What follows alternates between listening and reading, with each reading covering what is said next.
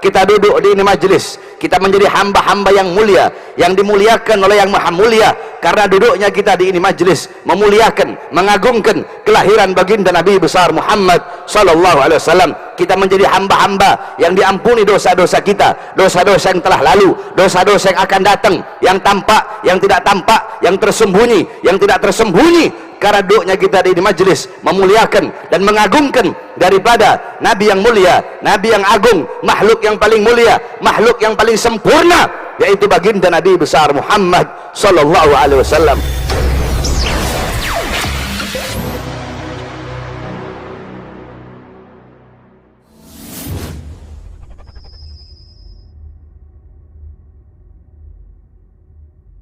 Salawat kepada Rasulullah, maka ini tempat menjadi tempat turunnya rahmat. Ketika rahmat turun di ini tempat, maka yang mendapatkan rahmat tersebut, yang ikut kecipratan, bukan hanya hamba-hamba yang duduk di sini, tetapi yang berada di sekeliling-sekelilingnya. Saya lihat ada Polres, kemudian ada Kodim, kemudian ada apa lagi, rumah sakit, kemudian ada apa lagi di sebelah sana. Semua tempat-tempat yang ada di sekeliling tempat ini ikut mendapatkan rahmat Allah, ikut mendapatkan ampunan, karena di tempat ini kita duduk berzikir kepada Allah dan berselawat kepada baginda Nabi besar Muhammad sallallahu alaihi wasallam. Oleh karenanya saya wasiatkan kepada para pemerintahnya, kepada para pejabatnya, kepada para aparatnya, kalau di satu tempat mau diadakan acara maulid Nabi, mau diadakan acara bersolawat, mau diadakan acara untuk memuji Allah, untuk berzikir kepada Allah, untuk bersolawat kepada Rasulullah, maka jangan engkau persulit. Betul?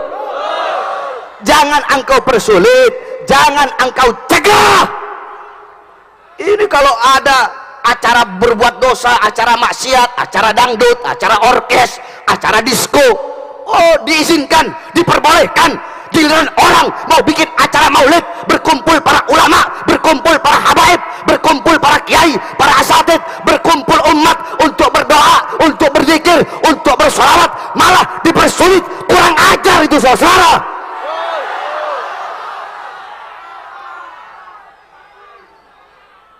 Makanya jangan heran kenapa di negara yang kita cintai ini Allah kasih bencana, Allah kasih musibah, silih berganti, bertubi-tubi. Kenapa? Para ulamanya tidak sadar, para ustadznya, para kiainya, para habibnya tidak sadar, para pejabatnya tidak sadar, para aparatnya tidak sadar. Berkali-kali Allah kasih teguran.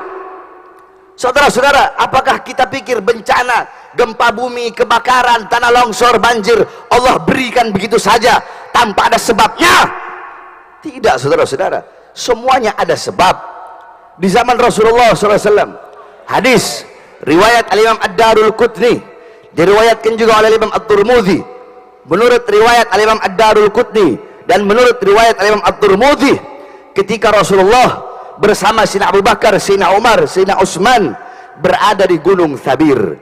Adapun riwayat Bukhari Muslim, Rasulullah bersama Sayyidina Abu Bakar, Sayyidina Umar dan Sayyidina Utsman berada di Gunung Uhud, saudara-saudara.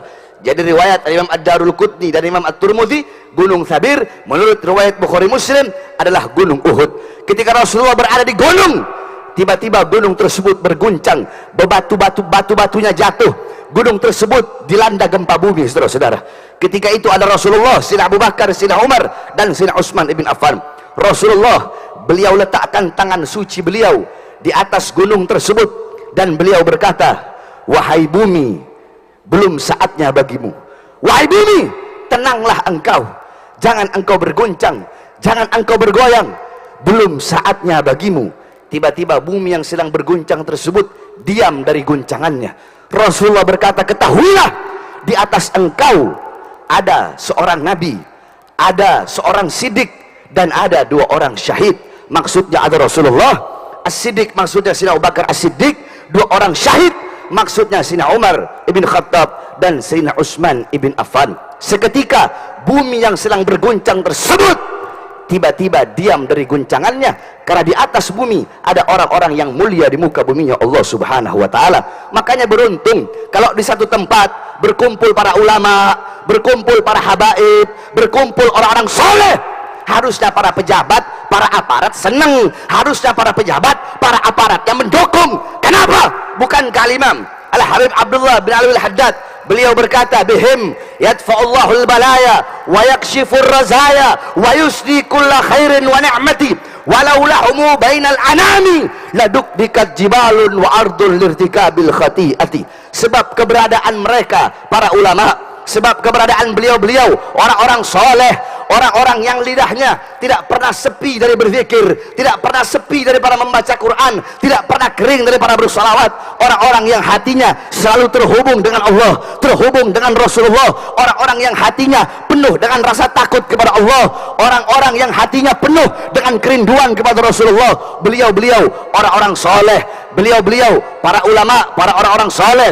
Kalau bukan karena kehadiran apa, dengan sebab kehadiran beliau-beliau di Indonesia, masih banyak orang soleh, masih banyak para ulama, masih banyak para habaib, para kiai, banyak makam-makam keramat. Dengan sebab keberadaan beliau-beliau, Allah subhanahu wa ta'ala tunda, Allah halangi datangnya bala, Allah halangi datangnya bencana, Allah halangi datangnya musibah. Dengan sebab keberadaan para aulia, dengan sebab keberadaan orang-orang soleh, magom-magom keramat, orang keramat baik yang masih hidup atau yang telah meninggal dunia, dengan sebab keberadaan beliau-beliau, Allah tahan bala, Allah tahan bencana, Allah kasih engkau kenikmatan, Allah kasih engkau kebaikan, Allah kasih engkau kebahagiaan, Allah kasih engkau kesenangan, Allah kasih engkau keberkahan.